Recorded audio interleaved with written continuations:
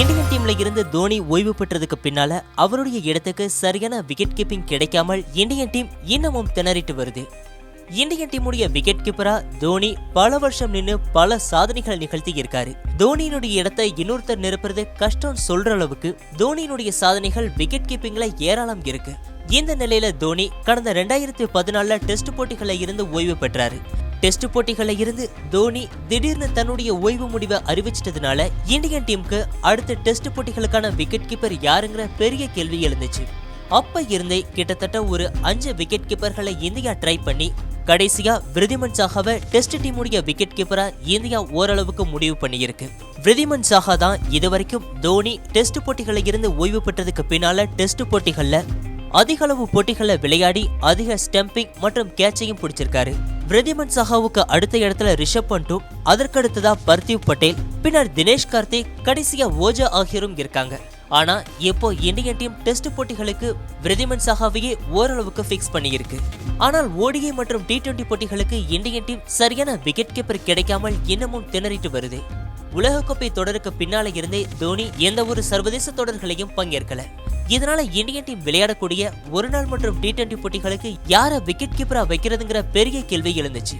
ஆனால் Indian team நிர்வாகமும் ரிஷப் பண்ட்டுக்கே தொடர்ந்து முக்கியத்துவம் கொடுத்துட்டு வந்துச்சு. காரணம் ரிஷப் பண்ட் அதிரடி வீரர் மற்றும் இளம் வீரர். இவருக்கு நிறைய வாய்ப்புகள் கொடுத்தா இவரை நல்லா ட்ரெயின் பண்ணலாம்னு சொல்லிட்டு இந்தியன் டீம் ரிஷப் பண்ட்டுக்கு நிறையவே வாய்ப்புகள் கொடுத்துச்சு. ஆனால் ரிஷப் பண்ட் பேட்டிங்ல சொதப்ப தொடங்கினாரு. பல தடவை வந்த கொஞ்ச நேரத்திலேயே தவறான ஷாட் அடிச்சு தன்னுடைய விக்கெட்டை பறி கொடுப்பாரு. ஒரு சில போட்டிகள்ல நல்லா விளையாடி இருந்தாலும் அந்த போட்டிகள்ல கீப்பிங்லையும் சொதப்புவாரு. அதே போல கேப்டன் கிட்ட ரிவ்யூ கேட்க சொல்லும் போதும் கூட நிறைய தடவை கோட்டை விட்டுருக்காரு. தோனிங்கிற ஒரு மிகப்பெரிய ஆளுமையினுடைய இடத்தை இளம் வீரரான ரிஷப் பண்ட் எப்படி பூர்த்தி பண்ண போறாருங்கிற மிகப்பெரிய அழுத்தமே இந்த தடுமாற்றத்துக்கு காரணம்னு சொல்லப்பட்டுச்சு. இதனால ரிஷப் பண்ட்டுக்கு பதிலா சஞ்சு சாம்சனுக்கு வாய்ப்பு கொடுக்கலான்னு பல பேரும் சொல்லிட்டு வந்தாங்க. ஆனால் சஞ்சு சாம்சன் டீம்ல தேர்வு செய்யப்பட்டாலும் விளையாடுற பிளேயிங் 11ல அவருக்கு இடம் கிடைக்காது. கடைசியா ஒரே ஒரு போட்டியில கிடைச்ச வாய்ப்பையும் சஞ்சு சாம்சன் 2வது பால்லேயே விக்கெட்டை பறி கொடுத்துட்டு போயிட்டாரு. இதனால இந்தியன் டீமுடைய நிர்வாகம் மறுபடியும் ரிஷப் பண்ட் பக்கம் தன்னுடைய கவனத்தை திருப்புச்சு. இந்த நிலையில தான் ரிஷப் பண்ட்டுக்கு ஆஸ்திரேலியா தொடர்ல காயம் ஏற்பட்டுச்சு. அதனால ஆஸ்திரேலியா டீமுக்கு எதிரான 2வது மற்றும் 3வது ஒருநாள் போட்டிகள்ல KL ராகுல் தான் ரிஷப் பண்ட்டுக்கு பதிலா விக்கெட் கீப்பிங் பணியில ஈடுபட்டாரு. அந்த 2 போட்டிகள்லயுமே KL ராகுல் நல்லாவே விக்கெட் கீப்பிங்ல ஈடுபட்டாரு.